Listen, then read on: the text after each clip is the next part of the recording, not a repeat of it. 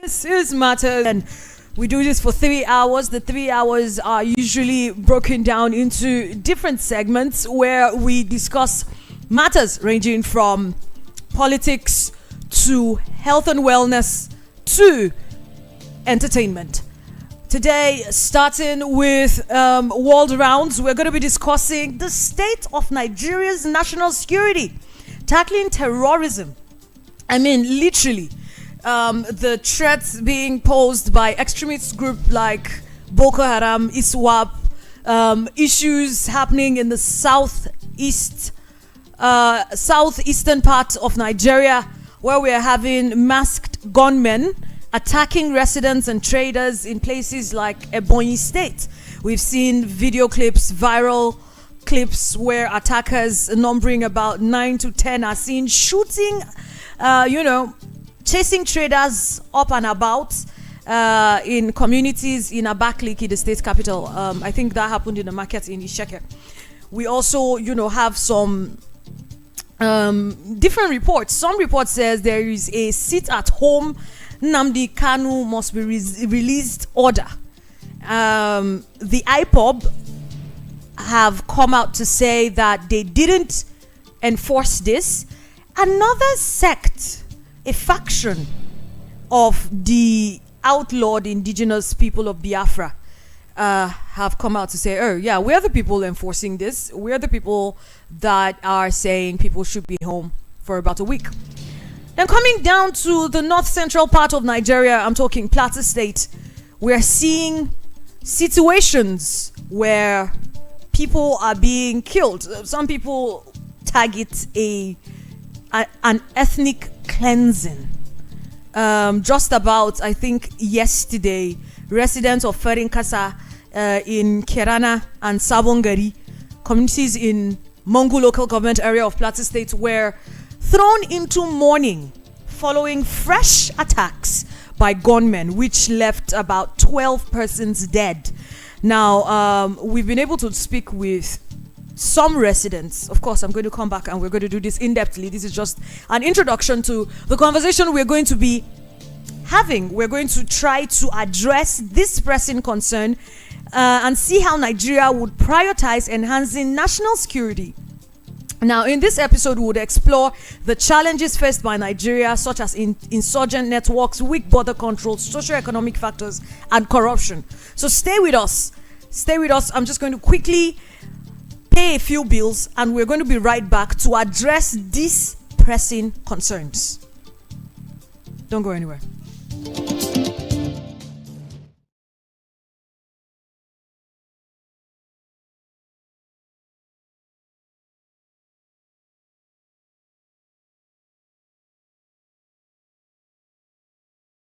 Light up your family times with delicious juicy toppings. Remember that true happiness comes at special moments, and sometimes you don't wait for it. You simply ask for it. Ask for Romeo's Pizza. It comes in different toppings with delicious fillings you can resist. Have a pizza for meal with Romeo's Pizza.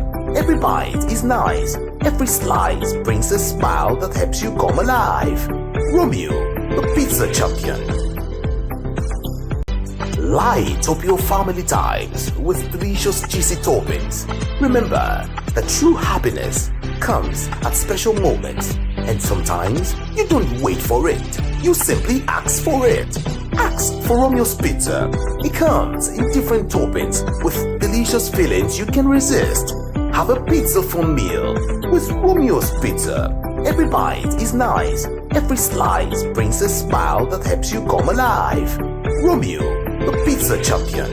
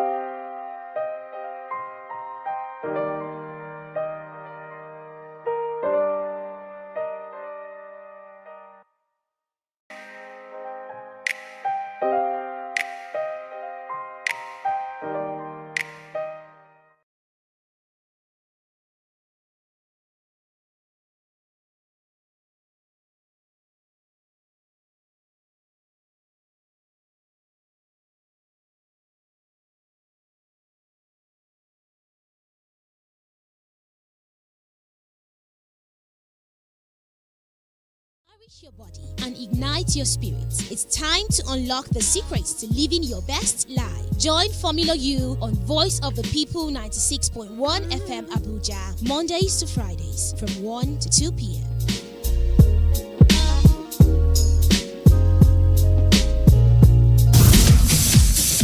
It's easy to cover the news, but what we are doing is hard. Front Page Review. Front Page Review gives you the story beyond the headlines, the news from every angle. Now let's start the review with this day. The lead story, bury zoning and bury Nigeria. The story on top of the lead, terror threats. Sanwo-Olu summons emergency security meeting. Last but not the least is the story on the window. At 70, Buhari extols Daisy Danjuma's years of service. Join the Front Page Review at 7 a.m. every weekday on VOP 96.1 FM. Shugaban ƙasa ya cire tallafin man fetur wanda a turance ake kira da subsidy. Kotun sauraron ƙaran zaben shugaban ƙasa ta ci gaba da zama a babban birnin tarayya Abuja. 'Yan wasan ƙwallon ƙafan Najeriya 'yan ƙasa da shekara 20 ta doke takwararta na Argentina a gasar cin kofin duniya. Domin sauraron manyan labarun jaridun Najeriya da ɗumi-ɗumin su, kamo tashar Voice of the People, wato muryar jama'a da ke watsa shirye-shirye akan mita 96.1 a zangon FM da ke nan babban birnin tarayyar Najeriya Abuja karfe 6:30 zuwa 7 na safe ranar Litini zuwa Juma'a. Voice of the People, muryar masu sauraro. Yanzu kuna da murya.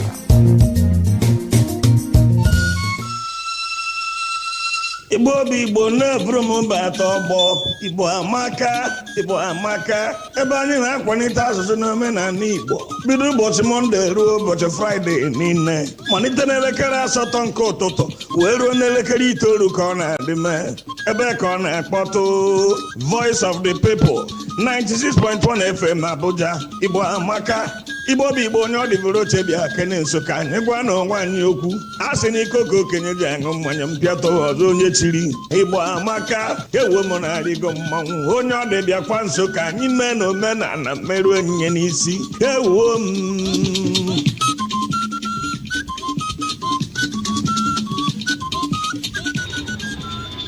Ladies and gentlemen, welcome aboard in the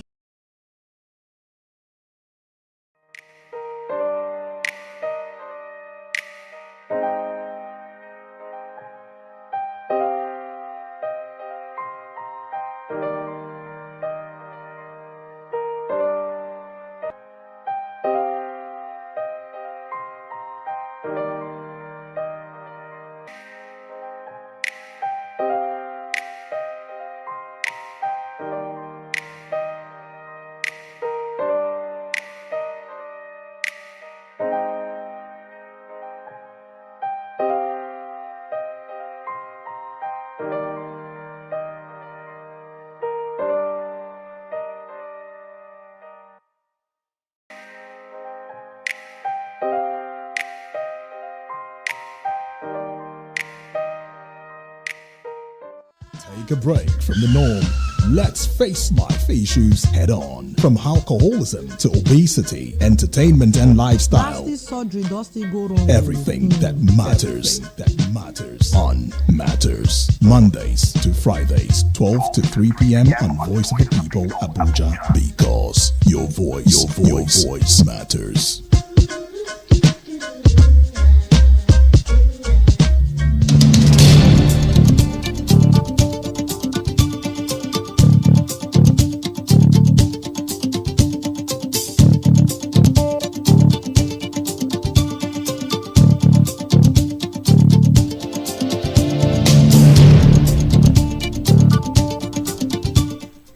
Thank you for staying with us. This is Still Matters. Welcome to World Rounds. Now, just before we went on that bill-paying break, like I like to call it, I was just giving a rundown on the sad state we found ourselves in the country. Threats that are being posed by extremist groups like Boko Haram and ISWAP has had devastating consequences on the country's peace and stability. Now, this is not news to us as a nation. This is no news to Nigerians. Like I earlier said, residents of Farinkasa, Kerana, and Sabon Gari communities of Mangu local government area of Plateau State were on Sunday thrown into mourning following fresh attacks by gunmen, which left about 12 persons dead. Now, a grieving resident, Matthew Habila, who confirmed the incident to our residents in our correspondent in Jos on Sunday, said the victims were killed in their houses on Saturday night, which is very sad. And this is not the first of the attacks happening in the state, especially in Mangu local government area. Now, there are also issues of security in Benue State. A colleague of mine just drew my attention to that, actually. You could see that an attack by armed persons on a community in Benue State has left scores of people dead, and very sad. Now, Teso Kula, spokesperson of Governor Hyacinth Elia of Benue, confirmed the attack in a statement and said that the governor has condemned the unprovoked attack. Of course, several Nigerians keep asking the question, how long are we going to keep condemning attacks? What can be done? Now, according to the Sunday statement, scores of people were killed when armed hoodlums, that's the word, attacked the community on Saturday. The statement said Mr. Alia received the news of the attack with shock, adding that the governor was disheartened to hear that innocent residents had been attacked and murdered in cold blood, just for no cause. Now, in the northeast, in Ebonyi State, on Tuesday last week, masked gunmen attacked some residents and traders in Abakaliki, in Isheke community in the state capital. Now, the gunmen were said to be enforcing the controversial one-week sit-at-home declaration by a faction of outlawed indigenous people of Biafra.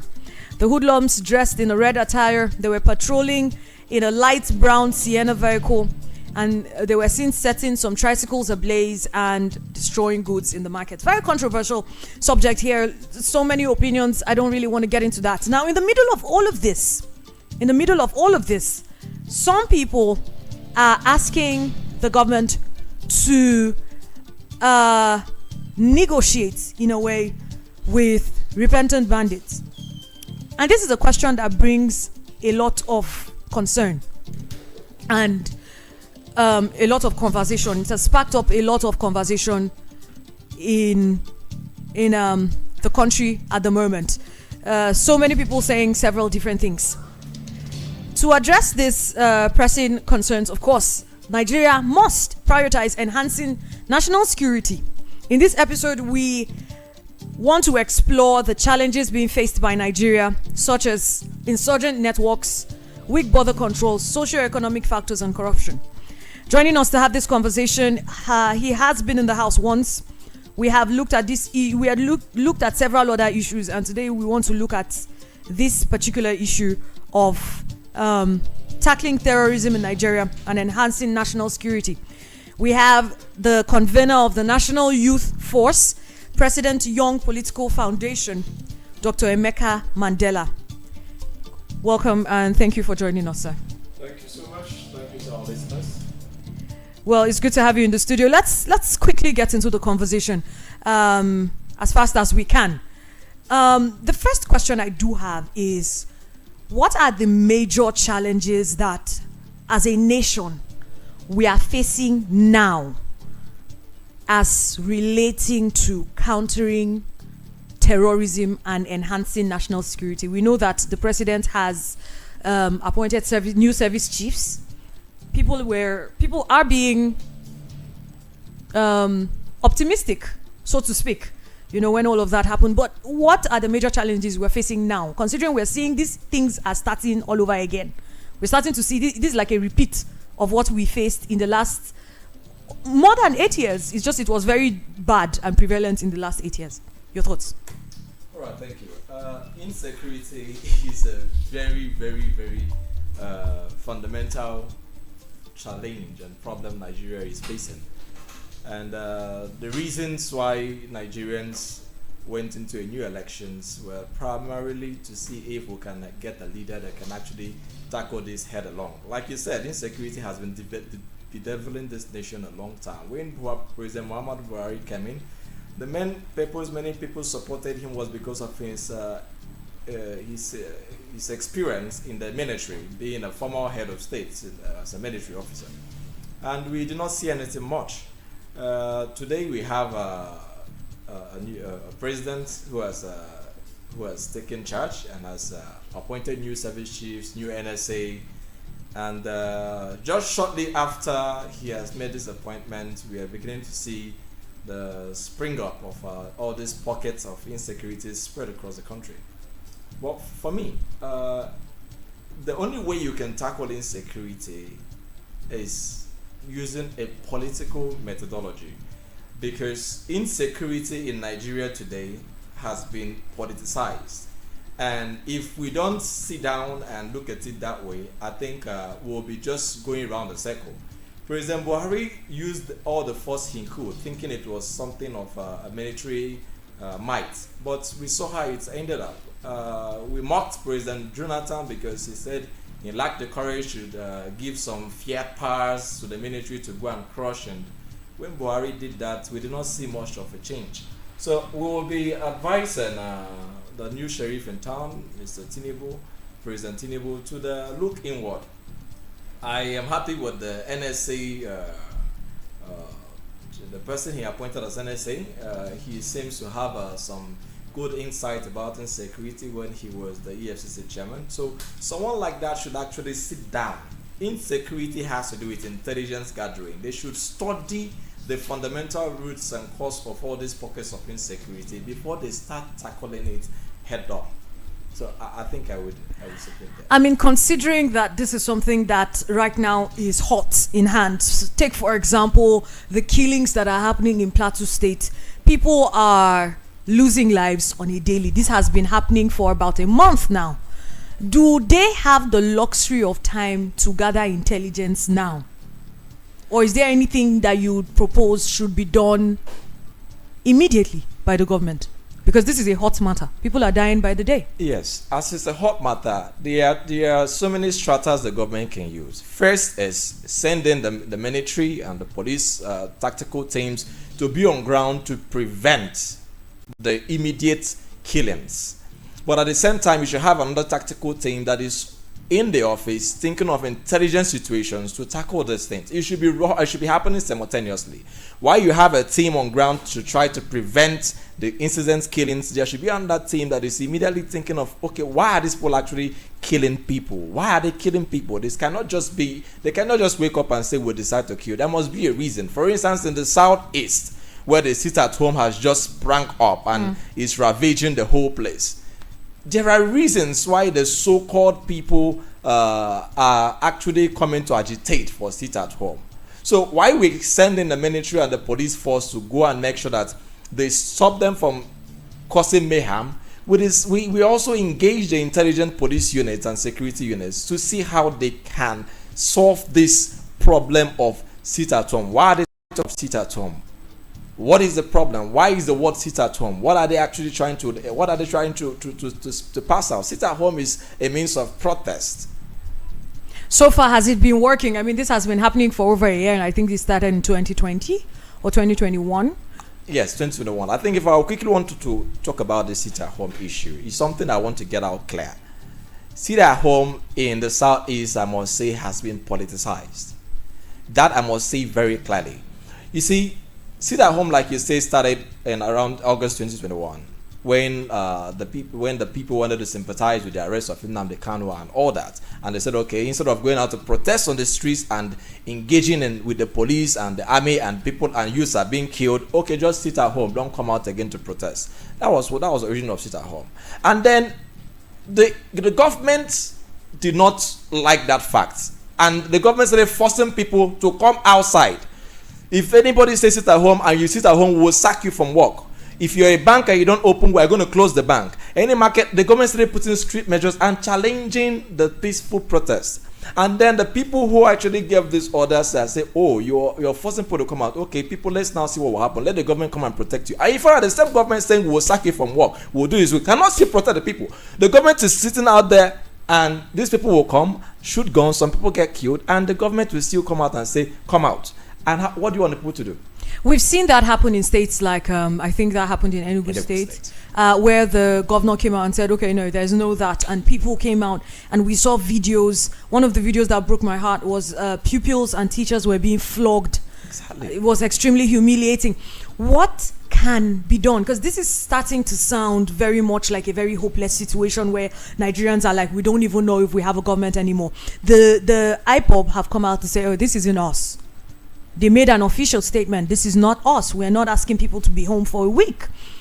At the same time, there are people on the streets burning property, destroying property, beating up and humiliating Nigerians.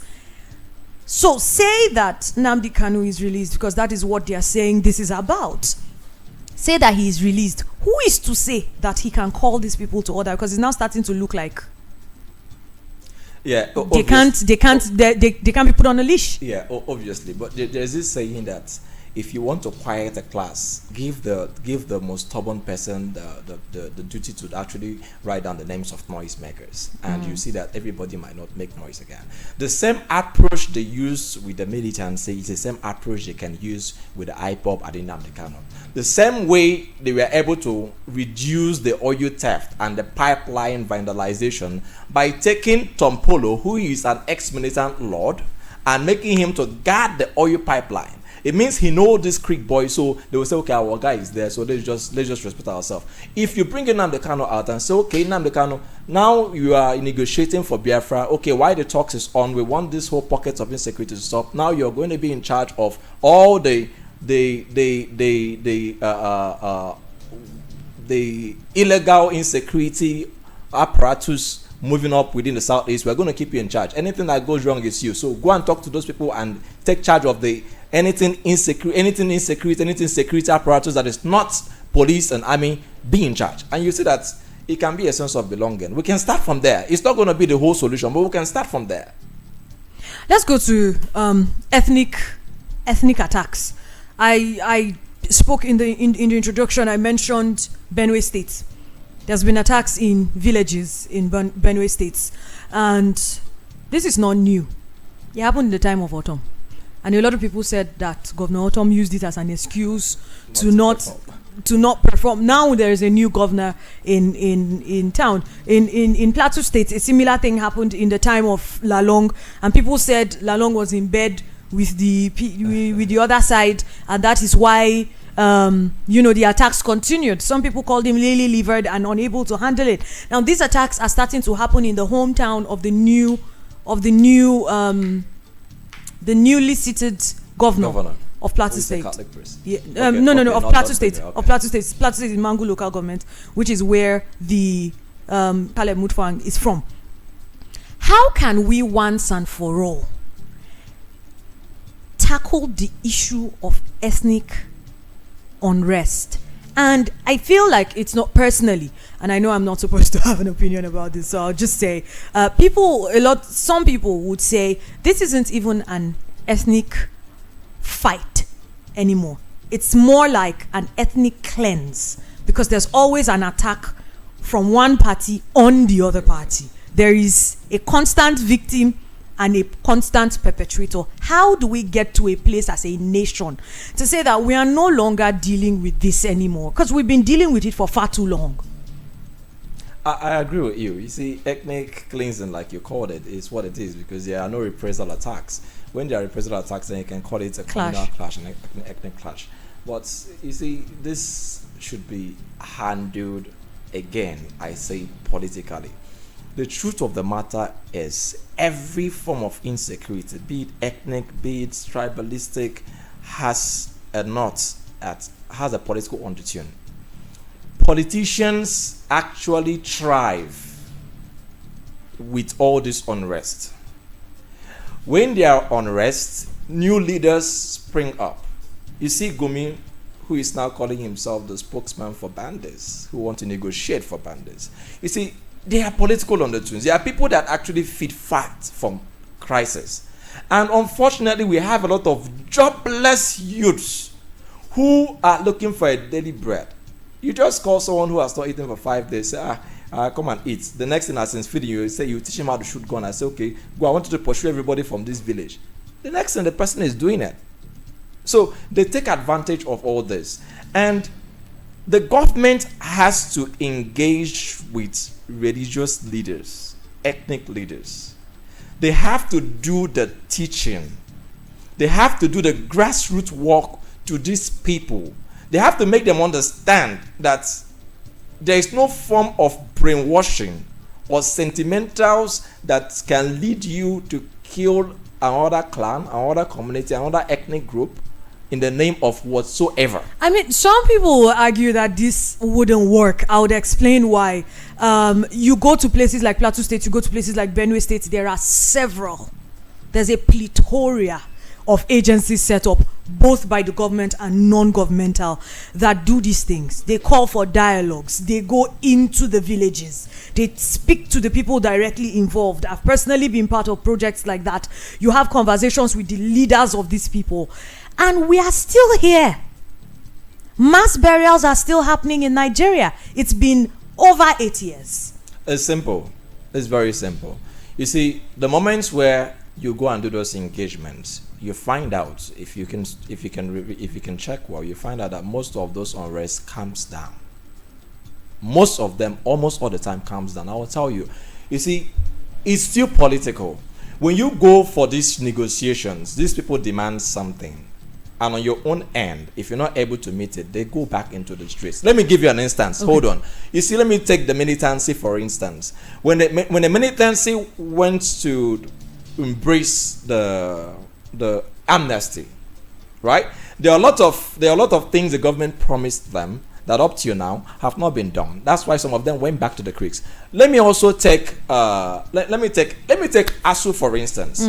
You know, when ASU go on strike, government engage ASU.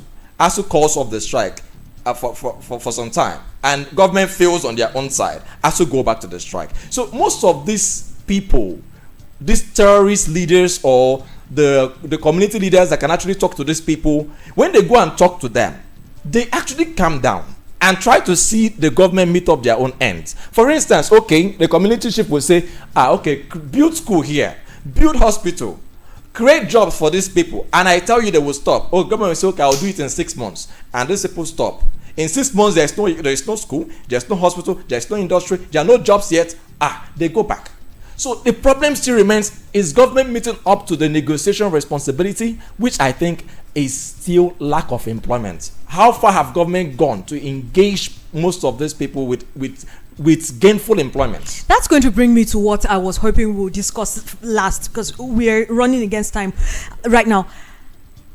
Zamfara State, former Zamfara State governor came out, made an entire speech for about, I think, 15 minutes, where he was talking about he was literally asking President Bola Tinubu to negotiate with terrorists and former terrorists and bandits. Former, keyword, unrepented terrorists and bandits. Right now, the Middle Belt and the northern leaders have rejected this call, and they've had separate views, but they argued that such negotiations will continue to fail because the bandits do not have a central command of leadership, and they have never kept the agreements reached with some of them in the past by some states and communities in the north. I've personally watched interviews with some of these said bandits, repented bandits. Their chairman, they have a chairman, they have an association, and all of that. And these people will come out and make bold demands of the government and say, "Oh, when I was a bandit, I was a chairman." I know it sounds hilarious, but this is the sad situation we found ourselves in this country. Yeah. I was a commander. And I had at my disposal whatever I needed. And now you have convinced me to leave this, and you promised me a better life, and now I don't have a job and I'm poor. And I'm saying that we are demanding of the government to, give us things to do, give us jobs or give us skills so that we do not consider going back. And then it sounds like some sort of subtle threat to the government. If you do not give this, we're going to unleash mayhem. Do you think that the entire idea of, instead of punishing, taking these people to jail and punishing them for taking several lives and ending several lives and destroying property and all of that, you pick them out and you negotiate and you say, oh, what we are going to do is we're going to pamper you through this process. We're going to give you skills and rehabilitate you instead of do you think this works? Okay, you see, the issue of repentant Boko Haram, a repentant terrorist, has to be looked into with keen interest. One, if any terrorist is caught in the act, I think the penalty of death should befall such person. If you're caught in the act of killing people, the law is the law. If you kill, you get killed. It's just that. You know, the penalty of murder is that. Now, but if any of them are not caught in the act, but turn in themselves, you didn't catch them doing anything, but they just turned in themselves. I was a Boko Haram and I don't want to do it again. I was this and I don't want to do it again. They surrendered their weapons. I don't think that penalty should be the option. I think, in fact, that is part of the reason why the prison yards were called correctional centers. I think rehabilitation can work. Look, the government has a responsibility to keep the security situation of the country in check. Whether by force, whether by negotiation, by any means possible, keep the security situation in the country in check. I have two questions for you just before we wrap up, and it's a very interesting conversation. I just don't like so much that time is always against us when we have these conversations. You said if they were caught in the act, most of this repentant terrorist bandits, yes, they surrendered. There are reports that most of them surrendered because they were under very serious fire. They were under it was either a surrender or die situation. You get it now? It's not like they left their camps and strolled into the camp of the Nigerian army and surrendered and said, oh, I'm not interested in doing this anymore. No, they were in battle and they were overpowered by the Nigerian military and they're like, oh, okay, we surrender. Now, the question is, would you call that voluntary surrender? No. Okay, then my next question for you is, the law has, we have a constitution in this country.